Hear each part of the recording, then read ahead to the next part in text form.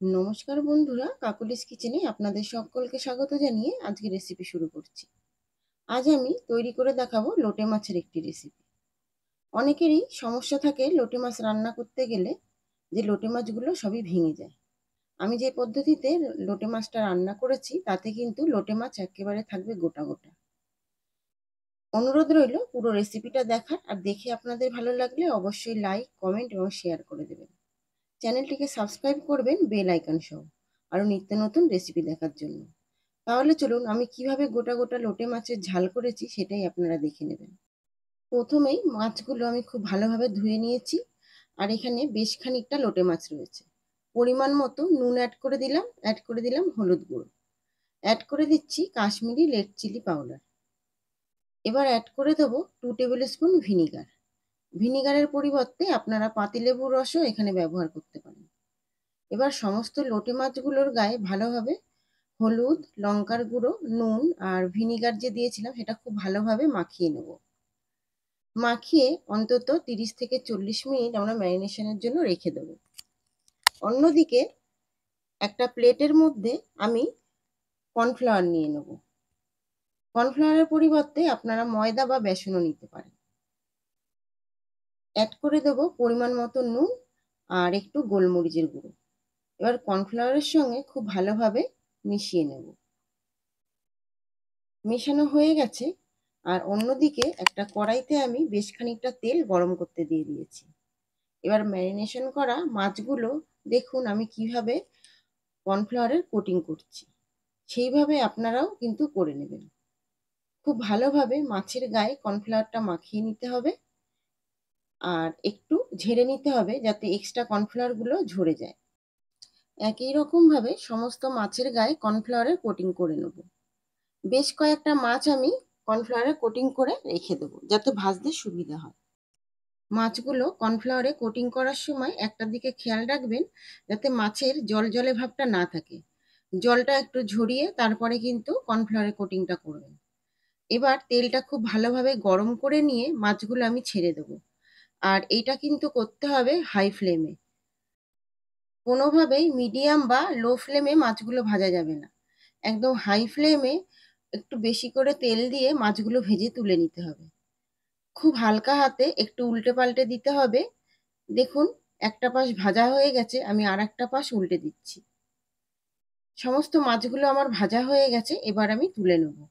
একই রকম ভাবে বাদবাকি মাছগুলো আমি ভেজে নেব। মাছগুলো ভাজার সময়ও কিন্তু একটা মাছও ভাঙবে না।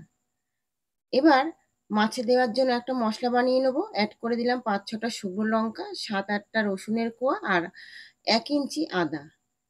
অ্যাড করে দিলাম একটা বড় সাইজের পেঁয়াজ কুচি, একটা বড় টমেটো কুচিও অ্যাড করে দিলাম। এবার সমস্ত জিনিসের একটা স্মুথ পেস্ট বানিয়ে নেব। অ্যাড করে দিচ্ছি অল্প পরিমাণে কাশ্মীরি রেড চিলি পাউডার আর হলুদ গুঁড়ো। মশলার পেস্টটা বানানো হয়ে গেছে, আর এদিকে আমার সমস্ত মাছও ভাজা হয়ে গেছে। তেলে অ্যাড করে দিলাম কালো জিরে আর 2টো পেঁয়াজ কুচি। পেঁয়াজটা একটু লম্বা লম্বা করে কেটেছি, পাতলা পাতলা করে। এবার পেঁয়াজটা লাল করে ভেজে নেব। পেঁয়াজটা দেখুন একটু লালচে ভাব এসে গেছে, এই পর্যায়ে অ্যাড করে দেবো পেস্ট করে রাখা মশলাটা।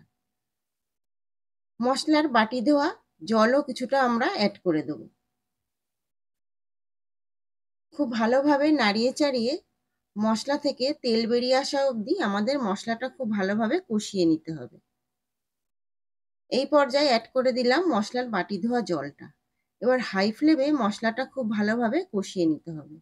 দেখুন মশলা থেকে একটু তেল ছেড়ে এসছে, এই পর্যায়ে অ্যাড করে দিলাম 1 টিস্পুন জিরের গুঁড়ো, 1 টিস্পুন ধনের গুঁড়ো। আবারও খুব ভালোভাবে নাড়িয়ে চাড়িয়ে মশলাটা খুব ভালোভাবে কষিয়ে নেব।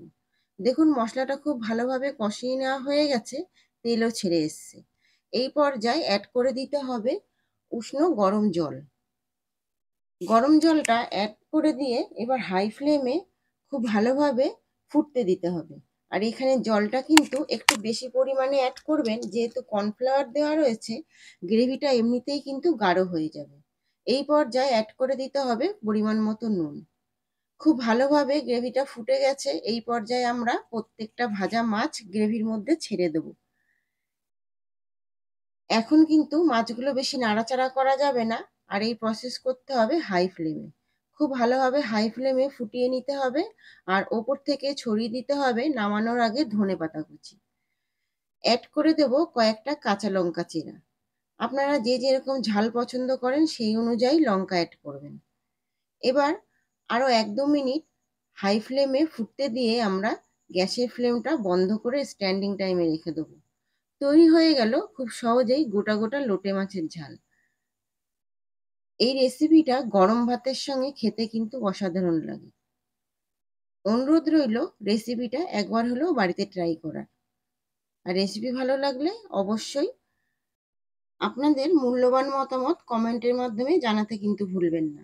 আপনারা কে কিরকম ভাবে লোটে মাছ রান্না করে সেটা অবশ্যই কমেন্টের মাধ্যমে জানাবেন।